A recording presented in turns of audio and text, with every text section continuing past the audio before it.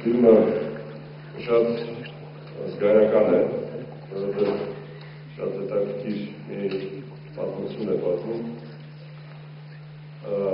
երկու զինվորականի մասին, որոնք Ռուսաստանից եկել են և միացել են պայքարին Ղարաբաղյան։ Ֆիլմը ես դիտել եմ առաջին պրեմիերայի ժամանակ Ստեփանակերտում և ասեմ, որ շատ խորը, շատ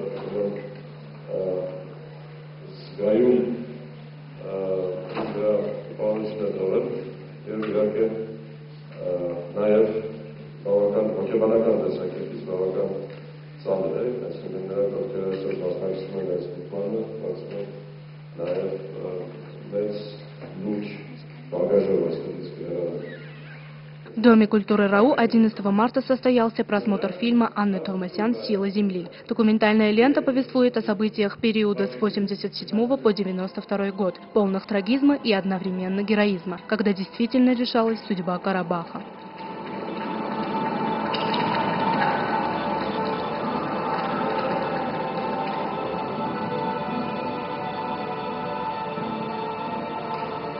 В зале присутствовали и те, кто далеко не понаслышке знает о той войне, и те, для кого это время услышанная история.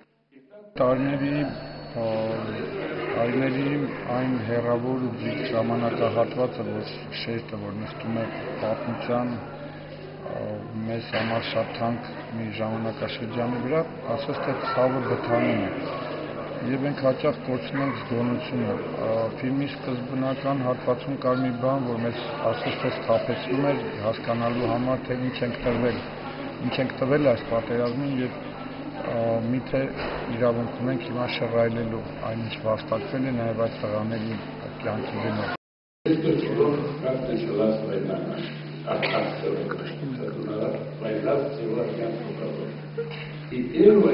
Операции по доказательству естественных преступлений, это была Кузялинская.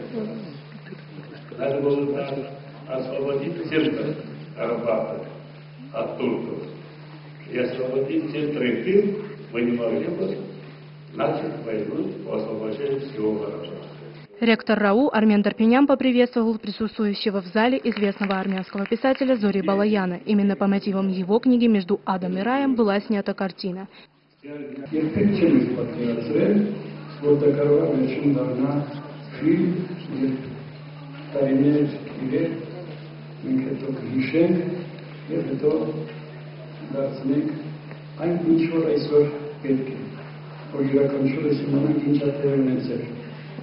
Եվ գիրքը գրված է բառ իսկ իմաստով խրամատներում Ղարաբաղյան պատերազմի։ В фильме рассказываются события Карабахской войны, как вся Армения вела борьбу с жизнью и смертью против Азербайджана. А главная история второй части киноленты складывается вокруг двух юных русских солдат – Дмитрия Мотрича и Ильи Кулика, которые добровольно отправились на Карабахский фронт и пали там.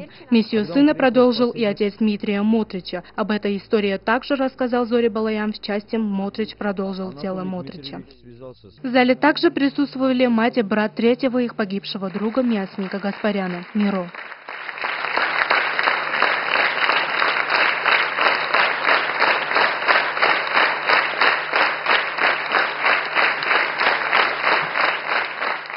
Режиссер Анна Товмасян в своей картине показала и семьи погибших солдат, жену Ильи Кулика и мать Дмитрия Мотрича. Они приезжали в Армению, в Карабах, были награждены медалями.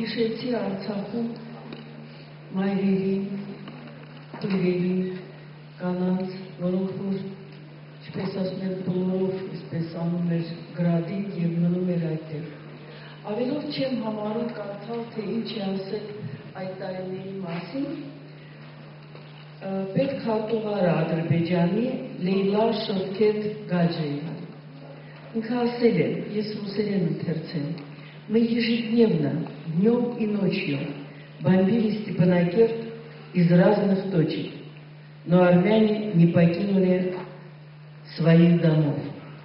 Вы же, Демилов, азербайджанцев, вы же бежите уже тогда, когда разрывы армянских снарядов еще и не слышны. Դա ասվել է 1993 թվականին Արաքս գետի ափին եւ ադրբեջանական հեռուստատեսությամբ դա ցուցադրվել է։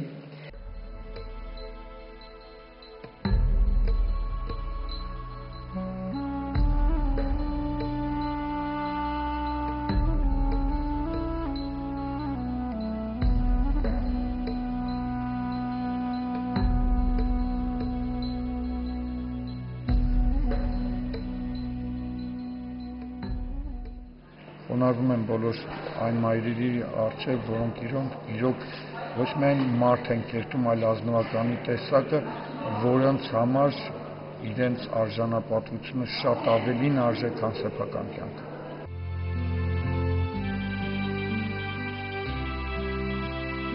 И объединившие героев горя одновременно с доблестью и отвагой режиссер Анна Товмасян подала с особой чувственностью, присущей женщине.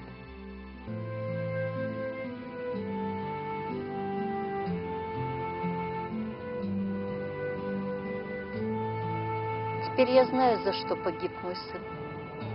Он воевал за свою родину, за свою землю, за свою родную землю.